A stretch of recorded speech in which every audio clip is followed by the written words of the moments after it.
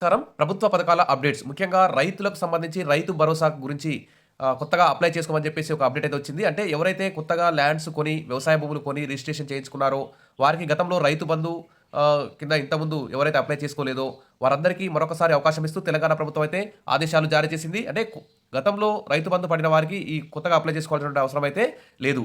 ప్రభుత్వం వారే గతంలో ఎవరికైతే రైతు బంధు పడిందో వారందరికీ యథావిధిగా వేస్తామని చెప్పింది. కాకపోతే వ్యవసాయ యోగ్యం గాని భూములన్నింటినీ గ్రామాల వారీగా గుర్తిస్తూ పంట పొలాలు మొత్తం సర్వే చేసి వ్యవసాయ యోగ్యం గారి భూములన్నింటినీ తొలగించేస్తుంది. అయితే ప్రస్తుతం అయితే కొత్తగా ఎవరైతే ల్యాండ్ కొనుక్కొని కొత్తగా రిజిస్ట్రేషన్ అయిందో, మార్పులు చేర్పులు జరిగాయో అలాంటి వారి కోసం తెలంగాణ ప్రభుత్వం రైతు భరోసాకు అప్లై చేసుకోమని ఆదేశాలు అయితే జారీ చేసింది. ఈ రైతు భరోసాకు అప్లై చేసుకోవడానికి జనవరి 21 నుంచి 24వ తేదీ వరకు మీ గ్రామాల్లో వ్యవసాయ శాఖ అధికారులు గ్రామ సభల్లో ఈ అప్లికేషన్ అయితే ఇచ్చే అవకాశం ఉంది. దీనికి సంబంధించి చూస్తే ఇక్కడ ఒక మోడల్ అప్లికేషన్ ఎలా నింపాలో చూస్తున్నాను. తెలంగాణ ప్రభుత్వం వ్యవసాయ శాఖ వారు జారీ చేసిన ఈ ఫామ్ అయితే ఇది. ఫస్ట్ ఇక్కడ జిల్లా, మీ జిల్లా ఏదైతే ఆ జిల్లా ఇక్కడ నింపండి. ఇక మండలం చూస్తే మండలం కాడ మీ మండలం పేరు రాయండి. తర్వాత గ్రామం, ఇక్కడ గ్రామ పేరు రాయండి. ఇక్కడ రైతు పేరు మీ పొలం పాస్బుక్లో ఏ విధంగా ఉంటే ఆ విధంగా ఇక్కడ రైతు పేరు రాయండి. ఇక్కడ తండ్రి భర్త పేరు, పొలం పట్టా పాస్బుక్ ఎవరైతే ఉందో వారి యొక్క తండ్రి లేదా భర్త పేరు ఇక్కడ రాయండి. ఇక్కడ ఆధార్ నెంబర్ రాయండి.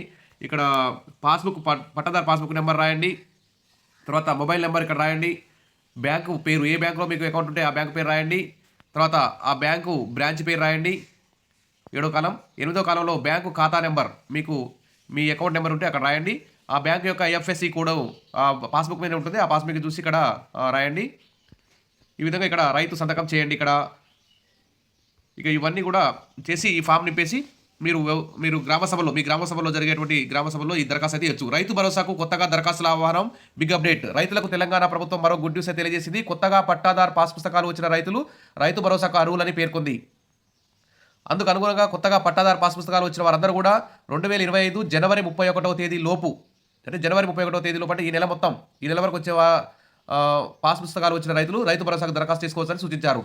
దరఖాస్తుదారులు పట్టాదార్ పాస్ పుస్తకంతో పాటు ఆధార్ కార్డు, బ్యాంకు ఖాతా జిరాక్స్ బుక్లను జతపరిచి వ్యవసాయ విస్తరణాధికారులకు అందజేయాలని ఆయన పేర్కొన్నారు. అంతేకాకుండా గతంలో రైతు భరోసాకు దరఖాస్తు చేసుకొని పొందుతున్న వారు కూడా బ్యాంకు ఖాతాను మార్పులు చేసుకోవాల్సి ఉంటే వారు కూడా దరఖాస్తు చేసుకోవచ్చని ఆయన చెప్తున్నారు. ఈ 2 ముఖ్యాంశాలు. ఎవరైనా ఖాతా అకౌంట్ కూడా మార్చుకోవాలనుకున్న వారు కూడా వెంటనే ఇక్కడ అప్లై చేసుకోవచ్చని చెప్తున్నారు. ఇది రైతు భరోసాకు సంబంధించి, రైతు భరోసా ఎవరెవరు అప్లై చేసుకోవాలనే దానికి సంబంధించి ఇదొక బిగ్ అప్డేట్. ఇలాంటి న్యూస్ కోసం మన ఛానల్ని సబ్స్క్రైబ్ చేసుకోండి. వీడియోస్ అయితే లైక్ చేస్తూ ఉండండి, సబ్స్క్రైబ్ చేసుకోండి. Thank you.